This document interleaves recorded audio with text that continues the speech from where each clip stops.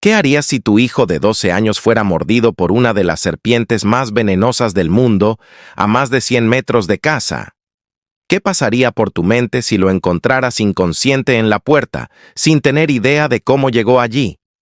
Hoy vamos a explorar una historia que desafía toda explicación lógica, un relato que nos hace preguntar: ¿realmente ha terminado la era de los milagros? Imaginen esta escena. Un día soleado, Marcos Durrance, un niño de 12 años, camina cerca de su hogar. De repente, su pie pisa algo blando, sinuoso, resbaladizo, algo que se mueve. Al instante, un dolor agudo, como una aguja de fuego, le atraviesa el tobillo. Una víbora. Y no cualquier víbora, sino una extremadamente venenosa. El veneno comienza a recorrer su torrente sanguíneo a una velocidad aterradora. Aquí es donde la historia toma un giro que ni los médicos más experimentados pueden explicar. Marcos se encuentra a 150 metros de su casa. Para un adulto sano, esa distancia es un paseo corto. Pero para un niño cuyo cuerpo está siendo invadido por una neurotoxina potentísima, cada metro es una tortura, una batalla imposible. El veneno ataca el sistema nervioso, provoca un dolor insoportable, convulsiones, parálisis. La lógica y la ciencia nos dicen que Marcos debería haberse desplomado a los pocos pasos, incapaz de moverse. Sin embargo, algo increíble sucede. Minutos después, sus padres lo encuentran. No lo hayan tirado en el campo, lejos de casa, sino justo en el umbral de su puerta. Está inconsciente. Su cuerpo convulsiona sin control, pero ha llegado. ¿Cómo?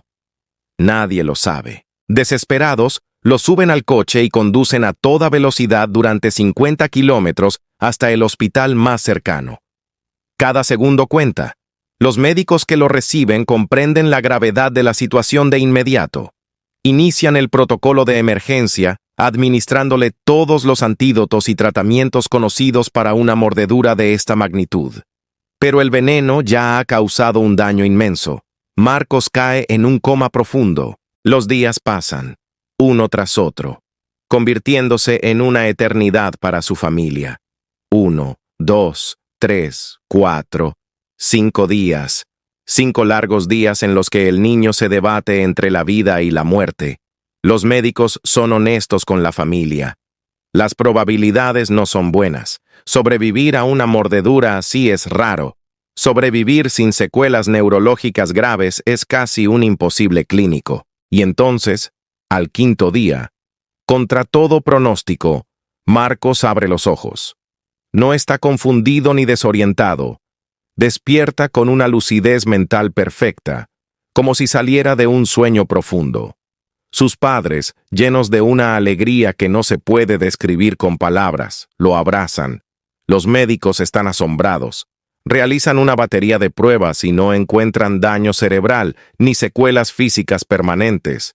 Es un milagro médico, una anomalía estadística, pero el verdadero misterio aún no se ha revelado. Cuando Marcos puede hablar, su familia y los doctores le preguntan cómo logró llegar a casa. ¿Cómo pudo arrastrarse 150 metros mientras su cuerpo era devastado por el veneno? La respuesta del niño deja a todos sin palabras. Con la inocencia y la sinceridad de sus 12 años, Marcos cuenta su experiencia.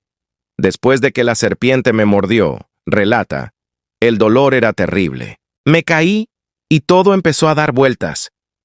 Pensé que iba a morir allí mismo. Hace una pausa, y su mirada se vuelve distante, como si reviviera el momento. Entonces, vi a un hombre. Era muy alto y estaba vestido completamente de blanco. Se acercó a mí y con una voz muy profunda y calmada me dijo: «No temas, hijo». La habitación del hospital queda en silencio. Todos escuchan, cautivados. Luego, continúa Marcos, me tomó en sus brazos. No sentí más dolor. Era como si estuviera flotando. Me llevó hasta la puerta de mi casa. Me dejó suavemente en el suelo y simplemente se fue. El médico a cargo del caso, el doctor Michael Nostrum, un hombre de ciencia, escucha la historia con escepticismo, pero los hechos son innegables. Más tarde, declara a los medios: clínicamente, es imposible que un niño mordido de esa manera recorra 150 metros. Su sistema nervioso se habría colapsado mucho antes. No hay una explicación médica para cómo llegó a su casa. Cuando le preguntan directamente a Marcos quién lo ayudó, su respuesta es simple y directa: me cargó Dios. Y aquí es donde nos detenemos y nos preguntamos de nuevo: ¿milagro? ¿Por qué no? Hemos llegado a un punto en nuestra sociedad, tan avanzada y científica, en el que ya no hay lugar para lo inexplicable, para lo divino. La historia de Marcos Durrance nos obliga a confrontar esta pregunta. No estamos hablando de una leyenda antigua ni de un cuento de un libro polvoriento. Es la historia de un niño, un diagnóstico médico y un testimonio que desafía nuestra comprensión del mundo. Algo sobrenatural ocurrió con Marcos. Llámalo intervención divina, llámalo providencia, llámalo milagro. Lo cierto es que nos recuerda que hay fuerzas más allá de nuestro entendimiento. Nos demuestra que el creador del universo, ese ser en quien muchos depositamos nuestra fe, no ha perdido su compasión, ni su amor, ni su poder. No ha abandonado a su creación a su suerte. Esta historia nos enseña algo fundamental. La fe no es solo para los momentos de calma, no es un ritual dominical. La fe es un ancla en la tormenta más violenta. Donde quiera que haya una persona, sea un niño o un adulto, que no ha perdido su fe en Él, Dios acude al socorro. La presencia de Dios no depende de que entendamos sus caminos, sino de que confiemos en su poder. Pero hay una condición, un pequeño detalle que a menudo olvidamos. Si nunca hablamos con Dios, si no hemos cultivado una relación con Él a través de la oración y la confianza, ¿cómo podemos esperar sentir su presencia en los momentos de mayor necesidad? Es como tener el número de teléfono del mejor rescatista del mundo, pero nunca haberlo llamado, ni siquiera para saludar. Cuando llegue la emergencia, ¿siquiera recordaremos que tenemos ese número? La buena noticia es que nunca es tarde para establecer esa conexión.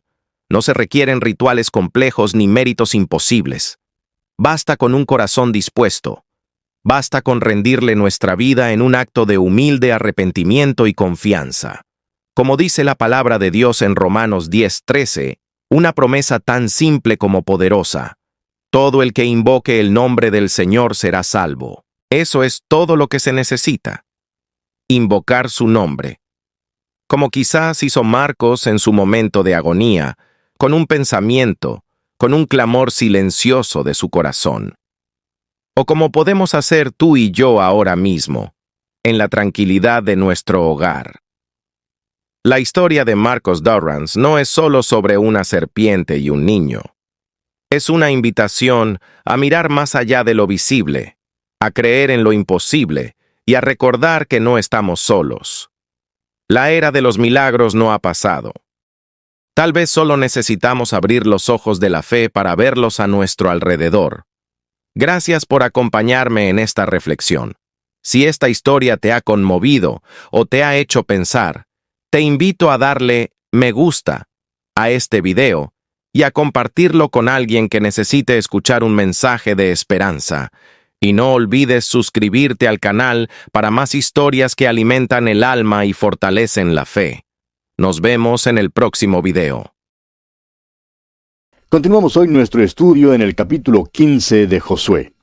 Y decíamos en nuestro programa anterior que en este capítulo 15 los israelitas toman posesión de lo que es de ellos. Y que nosotros también debemos hacer esto. Dios dio a Caleb la ciudad de Hebrón. Y Dios quiere darnos a nosotros también bendiciones espirituales. Todo lo que necesitamos hacer es estirar la mano para recibirlas, porque Dios está dispuesto a entregárnoslas. Veamos ahora la parte de Judá. Caleb era miembro de la tribu de Judá. Y Dios dio a Caleb la ciudad de Hebrón. Leamos los versículos 20 y 21 de este capítulo 15 de Josué. Esta pues es la heredad de la tribu de los hijos de Judá por sus familias. Y fueron las ciudades de la tribu de los hijos de Judá en el extremo sur, hacia la frontera de Edom, Cabseel, Edar, Jagur. Y continúa mencionando más ciudades hasta el versículo 63. Y la lectura de estas ciudades en realidad no es muy conmovedora, que digamos. Pero es importante notar que estas ciudades mencionadas aquí, en esta porción del versículo 21 hasta el versículo 63, se dan por distritos según sus posiciones dentro de 4 regiones geográficas. Había ciudades en el Negev, que encontramos en los versículos 21 al 32, y ciudades en el desierto que encontramos en los versículos 61 y 62. Este fue el territorio de la tribu de Judá. Ahora note usted lo que dice aquí el versículo final, el versículo 63 de este capítulo 15 de Josué. Mas a los jebuseos que habitaban en Jerusalén, los hijos de Judá no pudieron arrojarlos, y ha quedado el jebuseo en Jerusalén con los hijos de Judá hasta hoy. Sería difícil hallar en el mapa la mayor parte de las ciudades mencionadas en este capítulo. Sin embargo, el nombre de una de las ciudades es muy conocido. Es Jerusalén. Jerusalén era una de las ciudades de Judá. Y así pues, concluye este capítulo 15 de Josué. Pasamos ahora al capítulo 16. En este capítulo 16 tenemos los límites generales de los hijos de José. El límite de la heredad de Efraín, y los cananeos no son conquistados. En la repartición de la tierra, los levitas no se consideraban como una de las 12 tribus. No se les dio ningún territorio. La herencia de ellos fue el sacerdocio de Jehová. José, uno de los hijos de Jacob, tenía 2 hijos, Efraín y Manasés, los cuales fueron contados como una tribu. La mitad de la tribu de Manasés se quedó en el lado oriental del Jordán. La otra mitad de la tribu de Efraín tomó posesión de su territorio al otro lado del Jordán. Leamos entonces los primeros 4 versículos de este capítulo 16 de Josué. Tocó en suerte a los hijos de José, desde el Jordán de Jericó hasta las aguas de Jericó hacia el oriente, hacia el desierto que sube de Jericó por las montañas de Betel. Y de Betel sale a Luz y pasa a lo largo del territorio de los arquitas hasta Atarot, y baja hacia el occidente al territorio de los jafletitas, hasta el límite de Bet-Orón, la de abajo, y hasta Geser, y sale al mar. Recibieron pues su heredad los hijos de José, Manasés y Efraín. Ahora en los versículos 5 hasta el 9, encontramos el límite del territorio de los hijos de Efraín por sus familias. Y concluye este capítulo 16, como concluyó el capítulo anterior, por donde notamos que los hijos de Judá no pudieron expulsar de Jerusalén a los jebuseos. Tampoco los efrainitas expulsaron a los cananeos que moraban en Geser. El versículo 10 del capítulo 16 dice, «Pero no arrojaron al cananeo que habitaba en Geser, antes quedó el cananeo en medio de Efraín hasta hoy, y fue tributario». Pasamos ahora al capítulo 17. En este capítulo tenemos el territorio de Manasés. Los cananeos son expulsados, y los hijos de José obtienen otro territorio. Hay un incidente extraordinario aquí en este capítulo 17, relacionado con los hijos de José y de Efraín en particular. Leamos el versículo 14 de este capítulo 17 de Josué. Y los hijos de José hablaron a Josué diciendo, ¿por qué nos has dado por heredad una sola suerte y una sola parte, siendo nosotros un pueblo tan grande, y que Jehová nos ha bendecido hasta ahora? Efraín se quejaba porque no había recibido un territorio más grande. El hecho es que a Efraín le fue dado solamente como la mitad de lo que recibió Manasés. Había mucha gente en la tribu de Efraín. Josué era de esta tribu, y los efrainitas probablemente creyeron que él haría algo para ayudarles. Sin embargo, Josué no hizo nada. La tierra que ellos heredaron era montañosa y escabrosa, y no quedaron nada satisfechos. Ahora leamos el versículo 15 de este capítulo 17 de Josué. Y Josué les respondió, si sois pueblo tan grande, subid al bosque y haceos desmontes allí en la tierra de los fereceos y de los refaitas, ya que el monte de Efraín es estrecho para vosotros. Si usted viaja por esa región hoy en día, amigo oyente, notará que los cerros están desnudos. ¿Qué se hicieron los árboles? Bueno, los enemigos que han llegado a ese país por los siglos han prácticamente desnudado por completo los cerros. Hay una gran campaña en Israel ahora mismo para plantar árboles en aquella región. Los árboles crecerán allí porque esa tierra una vez estuvo cubierta de ellos. En los tiempos del Señor Jesucristo, el Monte de los Olivos también estaba cubierto de árboles. Si solo hubiera habido un grupito de árboles como hay hoy en día, los principales sacerdotes, los escribas y los ancianos no habrían tenido ninguna dificultad en encontrar a Cristo y a sus seguidores en el monte. Pero Judas tuvo que guiarlos por la jungla de árboles para poder señalarles exactamente dónde estaba nuestro Señor. Ahora, la respuesta que Josué dio a su propia tribu fue una respuesta noble. Él dijo: tú eres gran pueblo y tienes gran poder. No tendrás una sola parte, sino que aquel monte será tuyo, según lo vemos en los versículos 17 y 18. Les está diciendo que si quieren tener más territorio, tendrán que luchar para recibirlo. Les está diciendo que deben dejar de quejarse y salir a tomar posesión de más tierra. Si ellos quieren tener más territorio, tendrán que ir y conquistarlo. Es decir, que les costará algo. Es por eso que tantos cristianos, amigo oyente, son tan pobres. Se quejan acerca de su suerte en la vida y no toman posesión de sus muchas bendiciones espirituales que tienen a su disposición. Este es el problema en nuestras iglesias. Es hora, amigo oyente, de dejar de quejarnos y de tomar posesión de más tierra. Una vez un predicador muy famoso salió de vacaciones. Era un predicador muy conocido y el domingo asistió a la iglesia en el pueblo donde se encontraba de vacaciones. El predicador joven dio uno de los sermones de ese predicador famoso, un sermón que había sido editado, y lo dio casi palabra por palabra. Cuando el joven salió del púlpito, se paró en la puerta para saludar a los miembros de la congregación al salir ellos. Dio la mano al famoso predicador que había venido para pasar vacaciones y la visita le preguntó: joven, yo me gocé mucho del sermón esta mañana. ¿Cuánto tiempo pasó usted preparándolo? Pues, contestó el predicador joven, pasé unas 3 horas en prepararlo. Eso es extraño, dijo el predicador visitante. Yo pasé unas 8 horas preparándolo. Sí, amigo oyente, cuesta tomar posesión de las bendiciones espirituales. Hace muchos años, un pastor fue a visitar a un antiguo compañero suyo de clases. Se encontraba en apuros y le dijo a su compañero que no tenía más sermones para predicar. Su colega le preguntó cuánto tiempo pasaba estudiando y cuánto tiempo pasaba en la preparación de sus mensajes. El pastor contestó que no pasaba mucho tiempo estudiando y que pasaba como 1 hora preparando sus sermones. Ese era su problema. Su amigo le dijo que era necesario invertir más tiempo en preparar sus mensajes. Para tomar posesión de las bendiciones espirituales, amigo oyente, hay que trabajar con ahínco. Pero recuerde usted que hay un enemigo, hay gigantes en la tierra, y Satanás hará todo lo posible para hacerle tropezar. En cierta ocasión, un alumno de un seminario se quejó a su profesor en cuanto a un libro que le había sido asignado para leer. Le dijo: doctor, nos ha asignado una porción que es muy seca. El profesor le respondió: pues mójela con un poquito del sudor de su frente. Y Josué está diciéndole aquí a su tribu: no vengáis aquí para quejaros. Hay mucha tierra que tomar. Salid y conquistadla.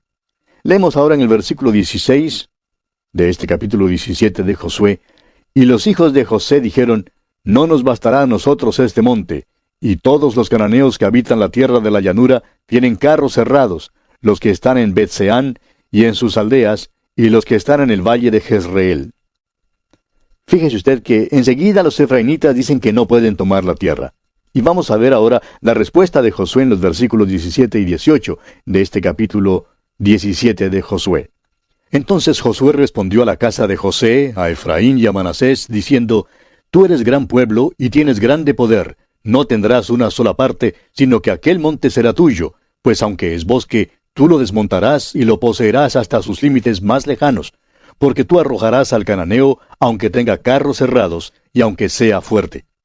Amigo oyente, es necesario que ellos expulsaran al enemigo. Dios no les dará arbitrariamente la tierra. Dios dijo: yo os he entregado todo lugar que pisare la planta de vuestro pie. Muchos de nosotros somos pobres espiritualmente hoy en día, amigo oyente, porque no nos levantamos para caminar en la tierra. No tomamos posesión de nuestras bendiciones espirituales. Y, amigo oyente, es hora de cambiar nuestra manera de ser. Y así concluye el capítulo 17 de Josué. Llegamos ahora al capítulo 18. En este capítulo se levanta el tabernáculo en Silo. Se describe lo demás de la tierra y se reparte en 7 partes. Josué reparte la tierra así por territorios. Y tenemos también el territorio y el límite de Benjamín y sus ciudades. Leamos el primer versículo de este capítulo 18 de Josué. Toda la congregación de los hijos de Israel se reunió en Silo y erigieron allí el tabernáculo de reunión después que la tierra les fue sometida.